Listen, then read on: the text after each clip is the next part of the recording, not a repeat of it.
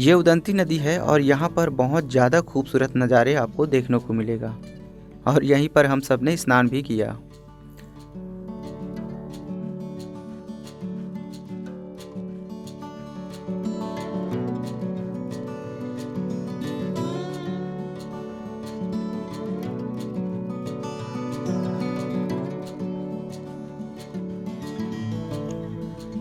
इसके बाद हम सीधे वन भैंसा प्रजनन केंद्र के लिए जा रहे हैं। यहाँ पर छत्तीसगढ़ के राजकीय पशु वन भैंसा यानी वाइल्ड बुफेलो के संरक्षण और संवर्धन का कार्य किया जाता है।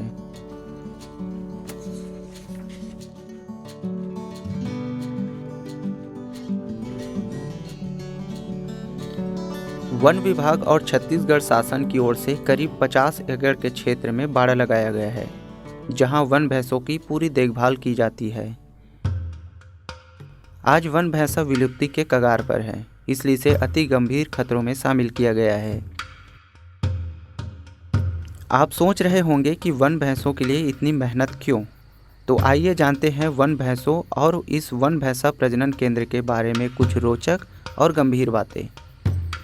किसी समय Nepal, Bangladesh, Sri Lanka, Bhutan, Thailand, Vietnam, Cambodia, Myanmar, Java, Sumatra और मलेशिया जैसे देशों में वन भैंसा बड़ी संख्या में पाए जाते थे।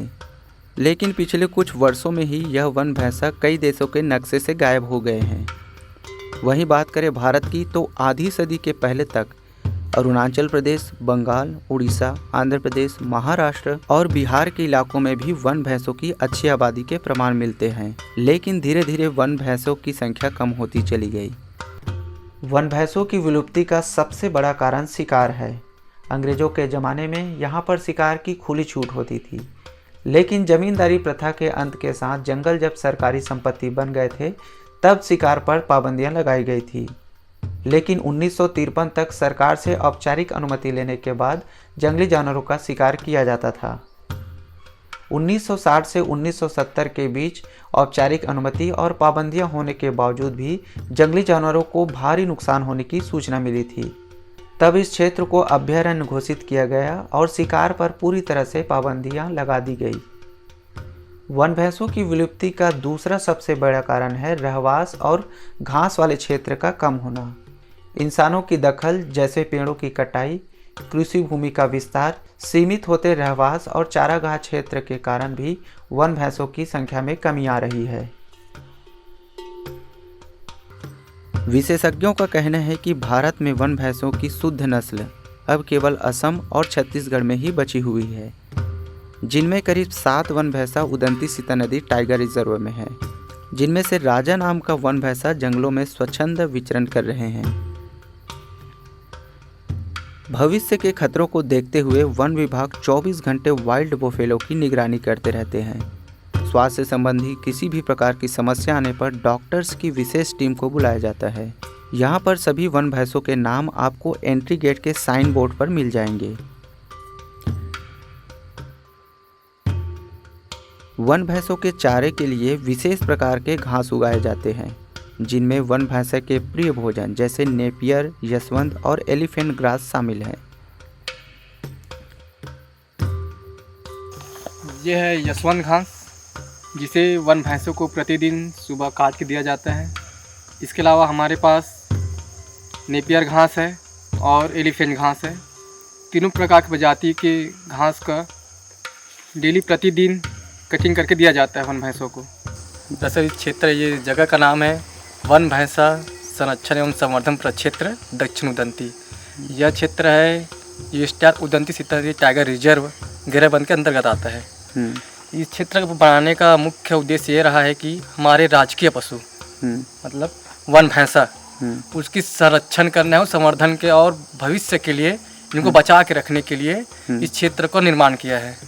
और हमारे पास अभी लगभग 7 से प्योर वन भैंसा है, जिनका हम लोग संरक्षण कर रहे हैं और भविष्य के लिए बचा रहे हैं। क्योंकि ये एक ऐसा प्रजाति है, हमारे छत्तीसगढ़ का राजकीय पशु कहलाता है, तो इनका संवर्धन करना सबसे महत्वपूर्ण काम है। संवर्धन संरक्षण का मतलब यही होता है कि कोई एक ऐसा प्रजाति जो हमारे लिए बहुत महत्वपूर्ण है, हम्म, और उस यदि वो विलुप्ति के कगार पे जा रहा है हम्म, तो उसको किसी एक पर्टिकुलर क्षेत्र में ला के उसका देखभाल करना है, उनका खाना रहवास हर एक चीज़ का देखभाल करना है। हम्म।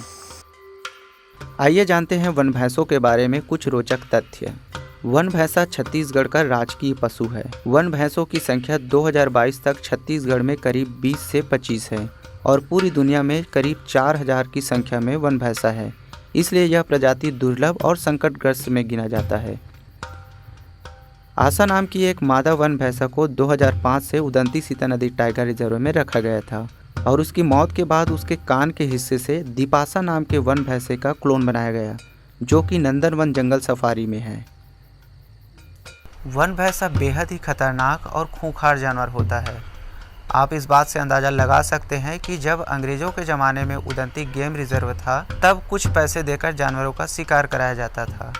उस ज़माने में बाघ की शिकार के लिए अर्थात बाघ को मारने के लिए 25 रुपये का फ़ीस तय किया गया था, तो वहीं वन भैंसों को मारने के लिए 150 रुपये का फ़ीस तय किया गया था।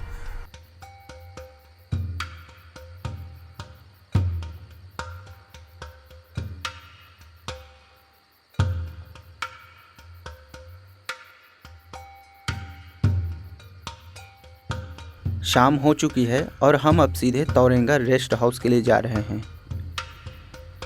वन विभाग के ऑफिशियल वेबसाइट से हमने कमरा, जिप्सी और टेंट बुक किया था।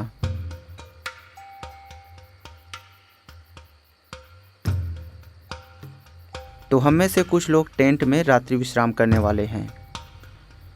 कल सुबह हम टांगरी डोंगरी के लिए निकलने वाले हैं, तो वीडियोस को पूरा ज़रूर देखें।